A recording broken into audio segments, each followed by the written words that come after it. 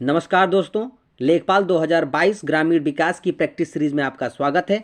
चलिए practice set number 5 पे चलते हैं। पहला क्वेश्चन क्या कह रहा है? कह रहा है कि शुष्क खेती में वार्षिक वर्षा कितने सेंटीमीटर से कम पाई जाती है? 75 सेंटीमीटर, 20 सेंटीमीटर, 40 सेंटीमीटर या 35 सेंटीमीटर।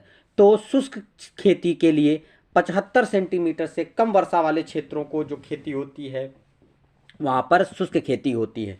महाराष्ट्र, जो दक्षिण भारत के क्षेत्र हैं, महाराष्ट्र, कर्नाटक, इन सब क्षेत्रों में शुष्क खेती होती है। चलिए नेक्स्ट क्वेश्चन पे चलते हैं। क्वेश्चन नंबर 2 पे चलते हैं। क्या कह रहा है? शिवालिक पर्वत श्रेणी किस क्षेत्र में स्थित है? हिमालय के दक्षिण में निम्न भागों में, तराई क्षेत्र में, हिमालय के मध्यवर्ती भागों में या अरावली पर्वत श्रृंखला में। तो शिवालिक पर्वत श्रेणी जो है वो हिमालय के दक्षिण में निम्न भागों में है।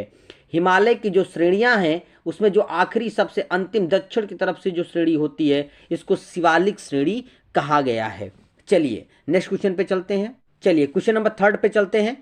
केंद्रीय धान संस्थान कटक के वैज्ञानिकों द्वारा विश्व का प्रथम अत्युत्तम धान का नामकरण हुआ है। अनुश्री, चांदनी, के 402 या लूनी श्री। तो केंद्रीय धान संस्थान द्वारा जो कटक उड़ीसा में है उनके द्वारा एक धान का नामकरण किया गया है। उन्होंने किस्म का इजाद किया है जिसको लूनी श्री का नाम दिया गया है। चलिए नेक्स्ट क्वेश्चन पे चलते हैं। क्वेश्चन नंबर 4 क्या कह रहा है? क्वेश्चन नंबर 4 कह रहा है कि उत्तर प्रदेश की सर्वाधिक लंबी नहर कौन सी है? आगरा नहर, शारदा नहर, उत्तरी गंगा नहर या निचली गंगा नहर।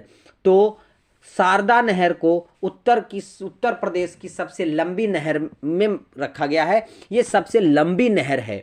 ठीक है, चलिए नेक्स्ट क्वेश्चन पे चलते हैं। क्वेश्चन नंबर 5 क्या कह रहा है? क्वेश्चन नंबर 5 कह रहा है कि भारतवर्ष में प्रथम कृषि विश्वविद्यालय की स्थापना की गई। कहाँ पर? जबलपुर में, कानपुर में, कुमारगंज फैजाबाद में या पंतनगर में। तो पहला कृषि विश्वविद्यालय, भारत का पहला कृषि विश्वविद्यालय उत्तराखंड में स्थित है। कहाँ पर? पंतनगर में। कहाँ पर? पंतनगर में। गोविंद वल्लभ पंत के नाम से है ये। ठीक है, तो पंतनगर में स्थित है। चलिए नेक्स्ट क्वेश्चन पे चलते हैं। क्वेश्चन नंबर 6 क्या कह रहा है? ड्रिप सिंचाई पद्धति का जन्म स्थान माना जाता है। ड्रिप सिंचाई पद्धति क्या होती है? इसका जो जन्म स्थान है इंग्लैंड, जर्मनी, इजराइल या चीन। कहाँ पे है? इजराइल में है। इजराइल से इसकी उत्पत्ति मानी गई है। ड्रिप सिंचाई का समझते हैं जहाँ पर पानी के साधन कम अवेलेबल हैं और उन्हें पौधों की जड़ तक ही पहुँचाना है, तो वे एक पाइप के माध्यम से या बूंद बूंद के माध्यम से वहाँ पर उनकी जड़ों तक पानी पहुंचाते हैं। इस सिंचाई को जो है हम ड्रिप सिंचाई का काम कहते हैं कि जड़ तक ही केवल पानी डालना है पाइप के माध्यम से या बूंद के माध्यम से, तो उसके ड्रिप सिंचाई के अंतर्गत रखा गया है। चलिए नेक्स्ट क्वेश्चन पे चलते हैं। क्वेश्चन नंबर 7 क्या कह रहा है? कह रहा है नई शिक्षा नीति में कृषि विकास लक्ष्य कितने प्रतिशत निर्धारित किया गया है? कितने प्रतिशत निर्धारित किया गया है? 4.5%, 3.5%, 4% या 3%। तो नई कृषि नीति में कृषि विकास लक्ष्य कितने % निर्धारित किया गया है? 4%। कितने %?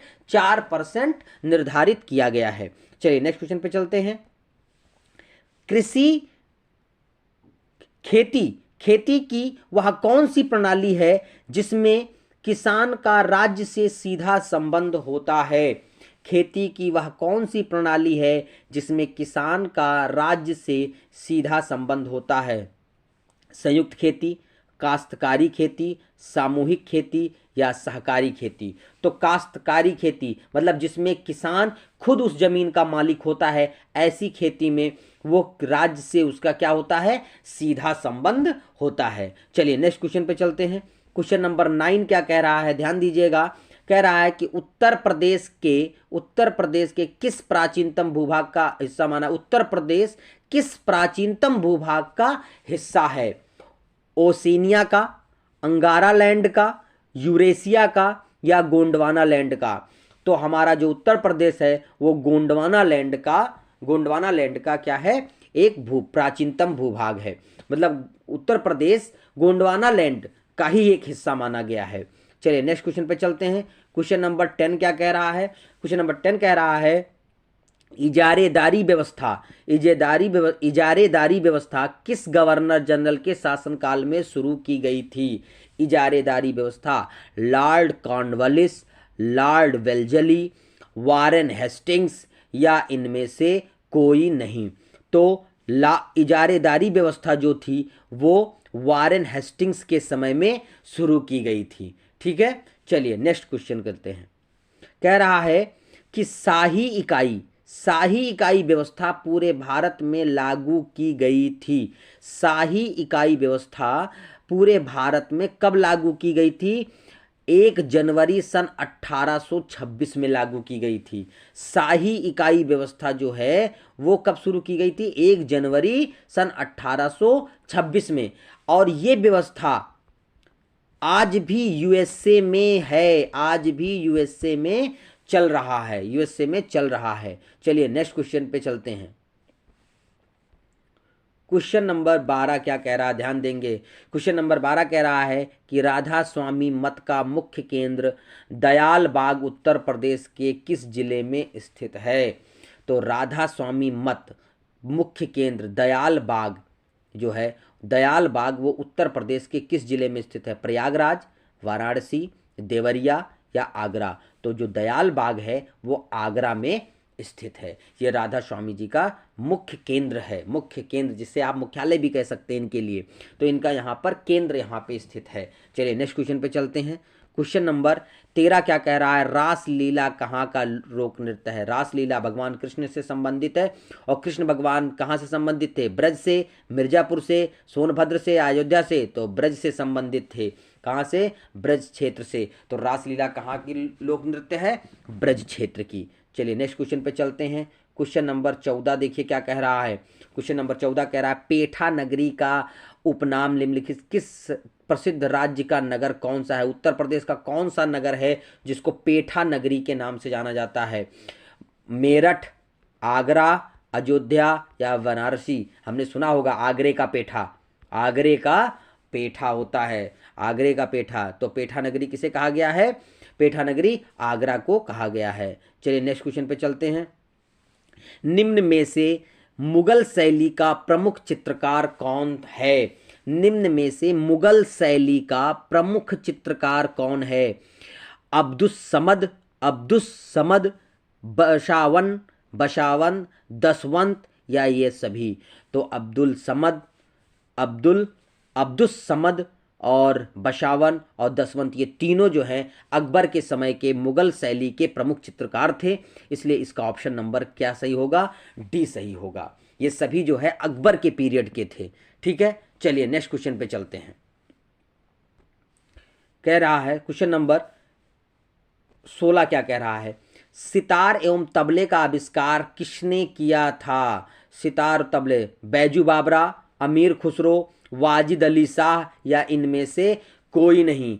तो आपने पढ़ा होगा कि सितार और तबले का आविष्कार किसने किया था? अमीर खुसरो ने किया था। अमीर खुसरो के बारे में कहा जाता है कि खड़ी बोली का जनक भी इन्हीं को कहा गया है। खड़ी बोली का जनक, ये बहुत बड़े शायर, कवि और अच्छे लेखक भी थे। चलिए नेक्स्ट क्वेश्चन पे चलते हैं। सैयद सालार मेला कहाँ लगता है भैया? सैयद सालार मेला कहाँ लगता है?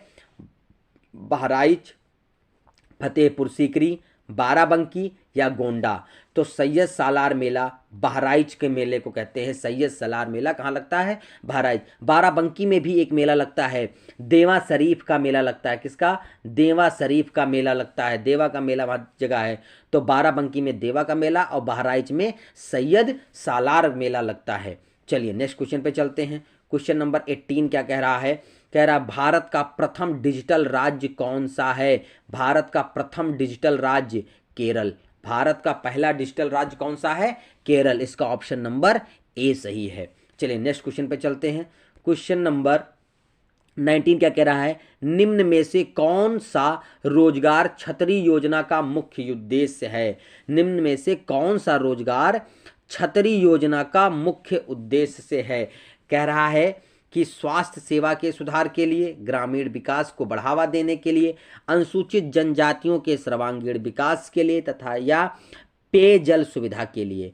तो रोजगार छतरी योजना जो है वो अनुसूचित जनजाति के सर्वांगीण विकास से संबंधित योजना है। किससे संबंधित है? अनुसूचित जनजातियों के सर्वांगीण विकास, हर स्तर पे उनके विकास, शिक्षा, रोजगार, ठीक है, स्वास्थ्य, सबसे संबंधित ये थी। तो अनुसूचित जनजातियों के सर्वांगीण विकास से संबंधित है। चलिए नेक्स्ट क्वेश्चन पे चलते हैं। क्वेश्चन नंबर 20 क्या कह रहा है? 20 कह रहा है कि राज्य में दुग्ध विकास से संबंधित कौन सा कार्यक्रम संचालित है?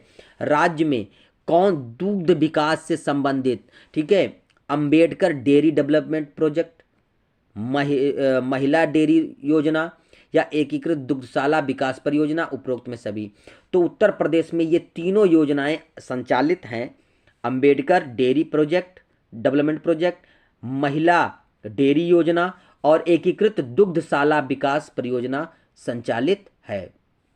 ठीक है, चलिए नेक्स्ट क्वेश्चन पे चलते हैं।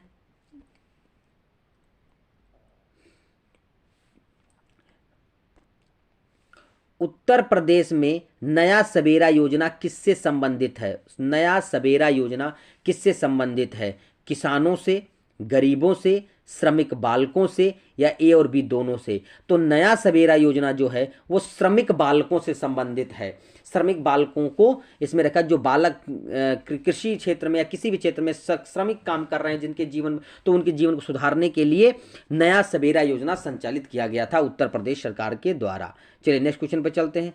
क्वेश्चन नंबर 22 क्या कह रहा है?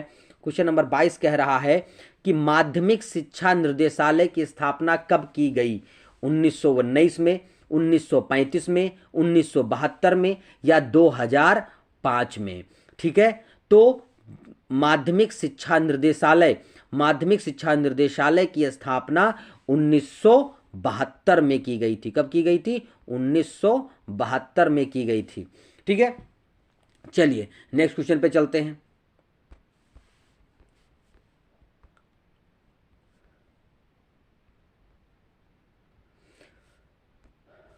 उत्तर प्रदेश के किस जिले में एलोपैथिक मेडिकल कॉलेज नहीं है?